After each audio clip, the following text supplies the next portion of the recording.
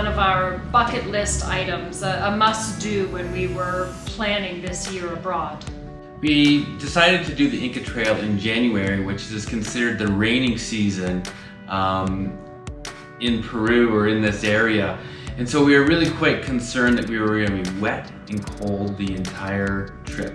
On our first morning, the guides came around and picked us up from our hotels at 3:30 in the morning.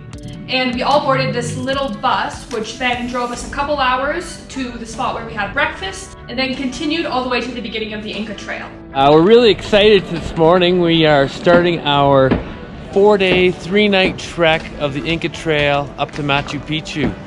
We just arrived. We're just getting all of our gear ready and ready for our hike. Today's hike is going to be about 6 hours. The first 4 hours is going to be fairly level and flat, with the final 2 hours being more of a steep climb. It's just a sea of green behind us. That's the official Alpaca Tour color, and all of these porters are looking after the gear, the food. We're just responsible for our water and personal belongings here, but these guys are just phenomenal. We had a wonderful group of people that we traveled with.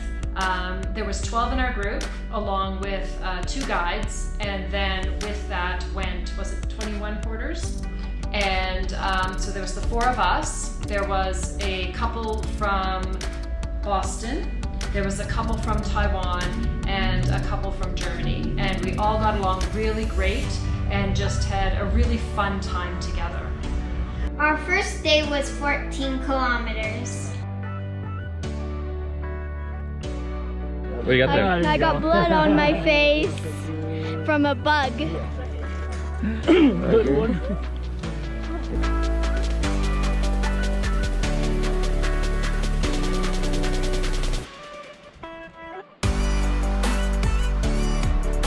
What you got there, Alice? A prickly pear. How is it? Armando wants some. Good. On the first section of the trail, we did see some Incan ruins as well, which was really neat to see. Going into this, our destination was Machu Picchu, which is really where I thought we were going to see most of the Incan ruins. But I was surprised that during the journey, we came across a number of Incan sites.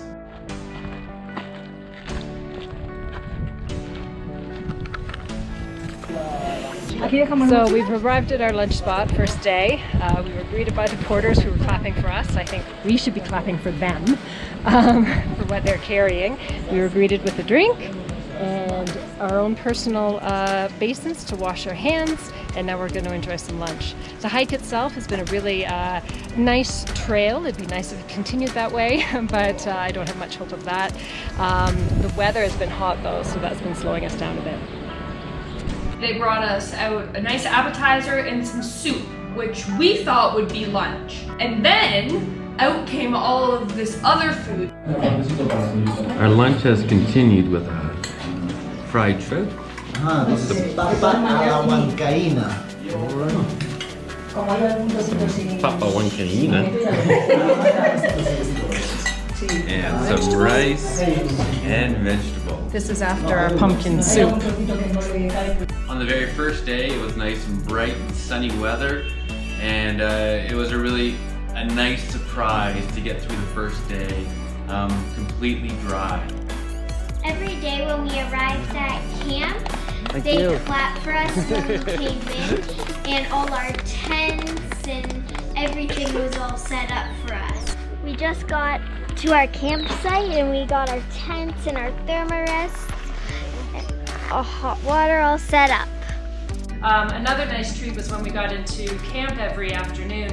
We had tea time, and that usually was more like a snack. So we would have our tea, they would put out animal crackers, they would pop fresh popcorn, and then there was usually some sort of little deep fried treat to go along with it. On our second day, we got up at 4:30 in the morning to begin our hike. Every morning they would wake us up with some coca tea and hola hola, buenos dias, good morning. Good morning. Right now it is 5:30. We were woken up this morning with a nice cup of coca tea and our bucket of hot water to wash our hands and face to get ready for breakfast. All of our tents are now just getting packed up and taken down before we have breakfast and start our biggest trek today. And then we would get all dressed and ready and go have another wonderful breakfast in our tents. Breakfast today, we have our fruit kebabs and toast and porridge, and sandwiches, Avocado sandwiches. tea, and coffee. Delicious. Amazing. They've also just brought out some nice chocolate crepes. And then get all of our stuff ready to continue trekking that day. Our second day was the hardest day. It was 16 kilometers. We passed over 2 mountain passes and we reached an elevation of 4,200 meters. On the second day, we climbed, then we continued to climb, then we did climb some more, then we climbed a little bit further, and Just then to continue climbing in the rain. And then it got steep. And then it got steep. It got very steep. It got very steep. It seemed like that first portion of the climb on the second day, we just continued to go up and up and up. And we had spectacular views. If you turned around and looked from where we came from, way down in the valley the day before, it was amazing to see just the amount of elevation that we did climb. So we're at almost 4,000 meters of our climb today, getting near the top of the highest elevation. Before we left our last snack spot, they gave us coca leaves to tuck into our cheeks. So I got this package here. It's a similar idea to chewing tobacco, but you don't spit it out, you swallow it. Coca leaves actually create cocaine. So we're not snorting cocaine today, but the coca leaves help open up the helps the blood flow faster, which gets the oxygen to your body quicker so you don't have the altitude sickness. He also gave us some oil in our hands or something that we were to snort. Similar idea, and it, I tell you, woke us up pretty darn quick. At the very beginning of the hike, it was really nice. It was just nice and sunny as yesterday, but the higher we climbed, the slower it started to get rainy and slightly miserable. We've just been hiking uphill for the last 4 hours. We've reached the summit, the highest point of our Machu Picchu trip at 4,200 meters. The rain rolled in about an hour ago or so, making it a little trickier. I'm not gonna lie, it's been tough. It's been a challenge. There's a reason they call this Dead Woman's Pass. But we got 3 live women right with me and proud of every one of them. Yeah, real achievement. Good. The trail really changed throughout the days as well, or even just throughout the hours. Whether you were going up or down, sometimes the steps were quite easy. Other times there was great big spaces in between, and other times they were all kind of mishmashed, and especially when they were wet, you had to be really careful not to wipe out. After passing the first mountain pass on the second day, we then had to get up and pass a second mountain pass. Just before lunch, it poured down rain, and so everything is soaked. But we got food, warm food in our bellies, and we got up here. The sun is breaking out in spots, and it's just a gorgeous view from up here. Makes it all worthwhile. It was a real, not only physical challenge, but a real mental challenge with the rain to get yourself there. But only one way out. It's a tough day. On our second night, we arrived to our tents, got all ready, and when I stepped out, I was so happy. There were 6 llamas just sitting and walking around our campsite, and they were even friendly. You just go up and scratch them right on the neck. Gotta find that and they sweet would spot, just- right? And it was just so much fun to play around and pet these llamas. I want to stay up all night with them. Oh, you got the friendly one too. just gotta find that good spot, eh? This is the baby here, still a little skittish. What was nice too that evening on the second day, the clouds parted and we saw a really great mountain vista as the sun went down. Good morning. It is day 3 of the Inca Trail. It's a nice, sun's trying to peek out this morning, but the temperature's a little bit warmer than it was yesterday, and so we're ready for a good day. This is a 6K hike today, mostly downhill. And what are you looking forward to, Alice? A 2-hour nap after. Yeah. The sun was shining on the third day, which really made the hike so much better. On the third day, we went down 1,000 meters. I have to say, I think the scenery was probably the best on the third day just because of its jungle-like atmosphere. It made you feel really cool hiking this trail.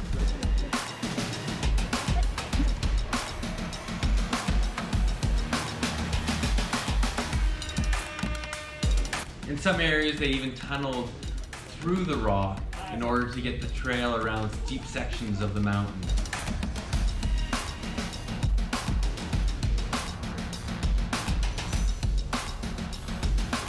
The porters were outstanding. By law, they are only allowed to carry 25 kilograms, which, you know, I only had a few kilograms on my back, and I was huffing and puffing along this trail. And these porters would pack up the campsites after we left, and usually within about, half an hour, 45 minutes, they would come trucking by us, and you would get out of their way, and they carried, they carried a porta potty, they carried propane tanks for cooking, they carried all our personal gear. They carried about 9 tents, plus a cooking tent and our eating tent. They carried all of our chairs and the table that we would use while we ate. And they carried all the food, obviously. And these gentlemen were just amazing. And they would truck past us, and when we arrived at camp, as Alice said, everything was set up. Our third day of hiking, we had a lot of steep downhill to climb. Along the path, we'd often just stop in awe on the amount of work the Incans would have put into building this path. The stonework and the number of stones to build this path was phenomenal. It was almost unhuman, or the amount of human labor that would have been put into make this path was just amazing. Sometimes the trail would be built up to like 10 meters high. I think seeing all those sites along the way kind of made it more special because they were everywhere and they were quite private just for us, because by the time we got to Machu Picchu, it is enormous, but there are thousands of people there, and so just having these little Inca sites to ourselves was kind of neat. There was also another Inca site only a 5-minute walk away from our campsite, so we went to go there, and it was pretty cool too because it was just so big and there was nobody there. I have to say this was probably quite comparable to Machu Picchu, but almost even better because there were no people around and you didn't see anyone. The chef on the last evening together prepared a cake for us. Where this came from, how he did it on his 2 little propane burners, I don't know, but it was delicious. A white cake covered with some whipped cream, a jelly on top. It was delicious. I have to say that the food on the Inca Trail was absolutely extraordinary. At almost every meal, they would start off with an appetizer, then they'd bring out our bowl of soup, then they'd bring out the entrees of main courses, which there would be about 5 different dishes that would come out. There was always a a platter of some sort of potato dish, a rice dish, a meat dish. There was some sort of salad, not a lettuce salad, but like more of a vegetable mixed salad. And then maybe just an extra, another. So they're averaged about 5 plates. It was served family style, and it was almost like being on a cruise. Like there was always so much food, and from one meal to the next, you never were really hungry, but you ate anyways. And every day was just as good as the last. I was amazed at the way they were able to carry all of this food for 4 days so well. And the presentation of the food was also very unique. There's often different sculptures carved out of the vegetables, and it was plated very, very nicely. How is it, Mom? So good. Every night. So good. Every day. Yeah. Good morning. We got off this morning at 20 after 3. Kind of get our tent packed up. We have to wait at this checkpoint now till 5:30 for the sun to come up, so make it safe to walk the path up to the Sun Gate and then down into Machu Picchu. A little bit tired, but it's not raining, and I think I see a little bit of blue sky poking out there, so should be a good day. In total, there was probably under 100 trekkers waiting to get into Machu Picchu that day via the Inca Trail. Once the trail was open, it seemed though it was a mad dash towards the Sun Gate. Not quite a sprint, but a very hurried hike.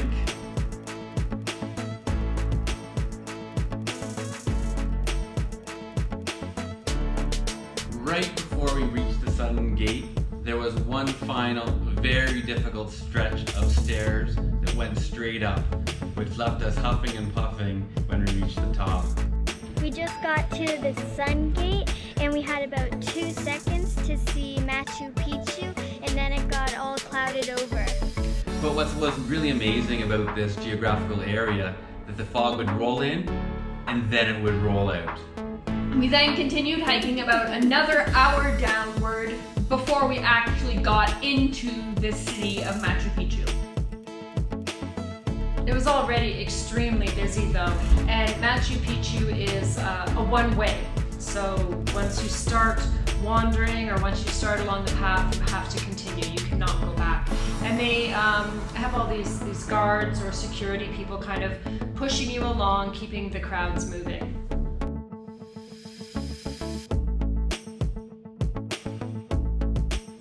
Within the village of Machu Picchu, there were a number of buildings as well as terraced landscapes. We were told there was one main building where probably the most important ruler of Machu Picchu lived, and the stonework of that building was probably the finest. Noticeably different. While we were walking through Machu Picchu, there was this rock, and if you looked at it, they had carved it the same as what the mountain had looked like.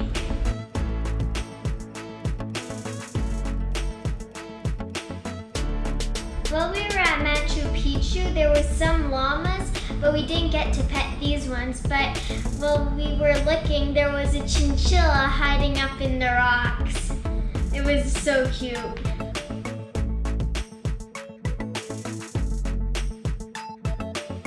There were a number of different buildings at Machu Picchu.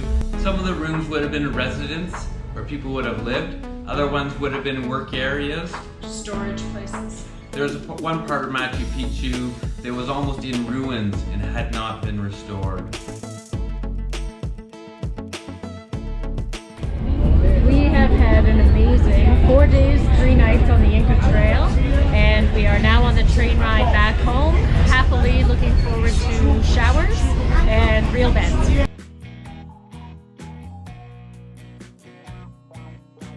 I really like what's on the back of the t-shirt where it says, "The journey is the destination." I really feel this speaks volumes to the whole trail. That not only that sense of achievement of finishing this very difficult trail, but enjoying it as well. And if anyone is ever thinking about visiting Machu Picchu, I would strongly recommend doing the Inca Trail, because the journey was almost better than the destination.